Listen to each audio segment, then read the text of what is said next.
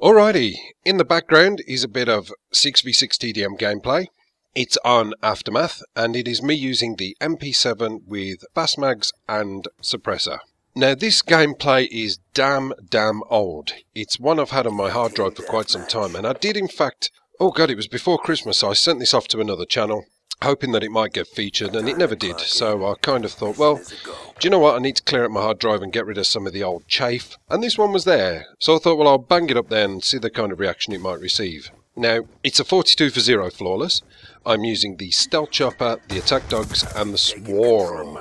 Now, one of the main reasons why I wanted to hold on to this and eventually get it uploaded or get it seen is because I never see any gameplays on Aftermath. They're always on Raid, Hijacked, you know, those smaller maps of the higher fast-paced ilk, whereas this one wasn't too bad. I was quite proud of it. I did in the commentary that I posted up on the other channel say that, you know, at the end of the day, I kind of respect the fact that people I was playing against wasn't the best. They tended to stick together like glue. But do you know what? I was as happy as a pig in poo as I was picking them all off one by one and in clusters as well. So yeah, foolish boys, can't play with toys. Anyway, what I wanted to talk about was the MP7. Now, obviously with the recent patches that consistently happen, Treyarch like to play about with the submachine guns. We've seen it with the PDW and the MSMC where they've received various nerfs from time to time, not necessarily making them poor, but making them not as good as they were. And that's fine, you know, people obviously don't like getting killed by them, so they're literally going to act. Now the MP7 for me has kind of gone underneath the radar a little bit. Kind of like the geeky, nerdy girl at the prom night who sits there quietly in the corner unnoticed, but is actually a sexual dynamo in bed. That's the only way I can think of putting it. The great sense is when you prestige, you start off with this gun and it packs a punch. The rate of fire is excessively high. With a suppressor it takes absolutely nothing away from it.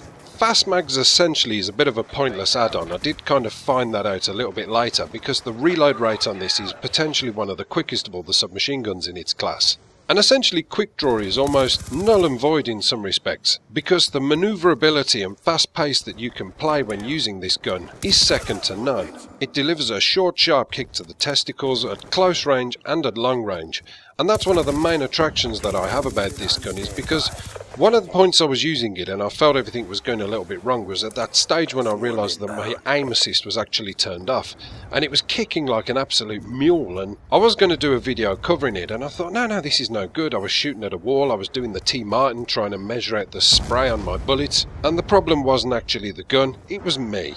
So yeah, aim assist turned back on, very powerful, very small and very deadly, like a little chihuahua. Now the one thing that kind of concerns me about Aftermath is that in Black Ops 1 this would have been the most ultimate and perfect map, and it kind of reminds me of Cracked quite a bit. I absolutely loved Cracked. The same way by realisation that I should actually love this map, but I don't. And the funny thing is, it offers something for everybody. There's something there for the assault rifle users because there's wide open areas.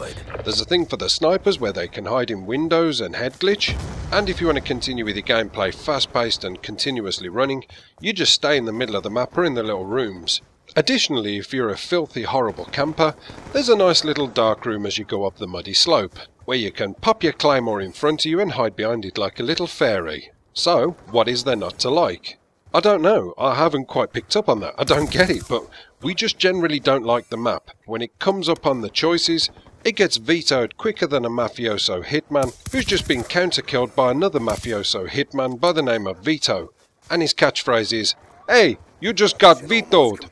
Or maybe not. But the one thing I will say is I have continued every time I've played this map to throw on the MP7, and it seems to do the job. It caters for long range because it's got a lot of stability and staying power. The short range game battles are quick fire and fast paced, and the medium range, well, you can imagine. Now I did do a video a while ago where I talked about using the Stealth Chopper combined with Dogs and Swarm as a kind of alternative to using the VSAT Dogs and Swarm, and I think it went down as being a little bit confused because people were saying, well, when I'm playing in a party we're always finding it best to use the VSAT because I know my teammates will pick up the pieces. That for me is 1,000,000% true, yet when you're playing like a Billy No Mates like I am in this game, generally you find yourself in lobbies full of people who don't know their arse from their elbow. So realistically, if you're the kind of player who has the ability to get to VSAT level, you're probably not really going to need to have one equipped. Throw up a stealth chopper, let it rain in the kills for you and lead you all the way to your dogs, which then goes onto your swarm nice and quickly. But of course, as we know with 6v6 TDM, hardline is an absolute must. Anyway, that's just my thoughts on it. So there we go. Just a very quick, short, sharp 6v6 TDM 42 for 0. And if I do say so myself, beasted, feasted, and yeasted like some bread. Yeah. Hope you enjoyed the gameplay, guys. Apocalypse done.